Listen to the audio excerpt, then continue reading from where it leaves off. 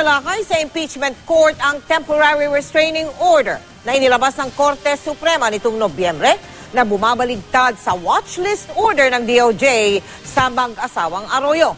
Kabilang kasi sa mga akusasyon kay Chief Justice Renato Corona ay ang pagpabor umano kay Arroyo sa mga kaso nito. Mula sa Senado, nakatutok live si Marie Zumali. Marie? Mel, sumentro pa rin ang diskusyon sa impeachment trial ngayong hapon dun sa Article 7 o yung betrayal of public trust umano ng punong maestrado nang magpakita umano siya ng partiality sa pagbibigay ng temporary restraining order pabor sa pag-alis ng bansa ni dating Pangulong Gloria Arroyo at ng kaniyang asawa na si dating First Gentleman Mike Arroyo noong November 15, 2011.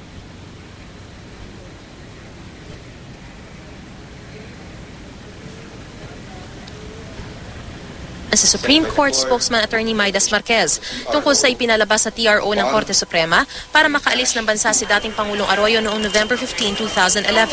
Dito binanggit ni Marquez ang tatlong kondisyon na kailangang masunod muna ng kampo ni Arroyo bago maging epektibo ang TRO. Pagbabayad ng cash bond na 2 million pesos, pagtatalaga ng legal representative at pagpapaalam sa mga embahada ng mga lugar na pupuntahan niya.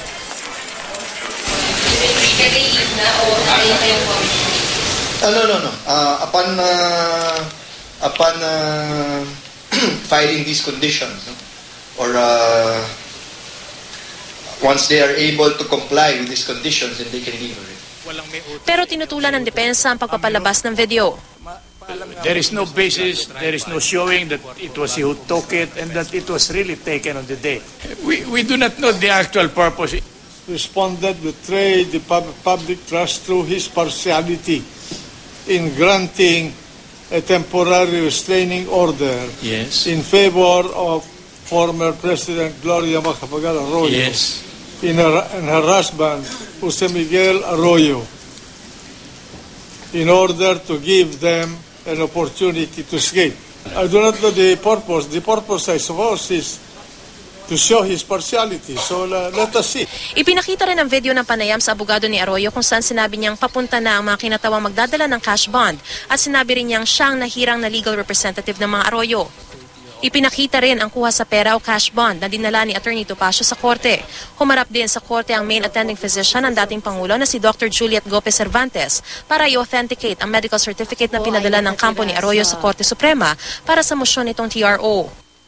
Please read the entire penultimate paragraph. Thank you, Your Honor. Ms.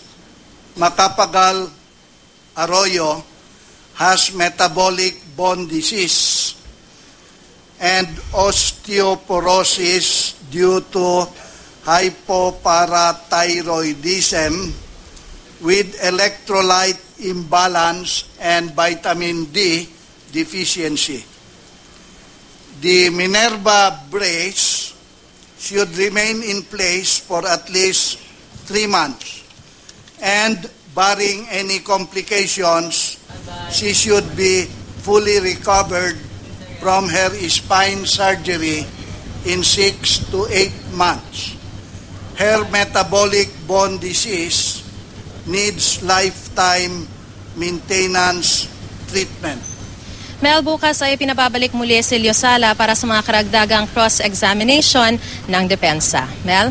Maraming salamat sa iyo, Marie Zumali.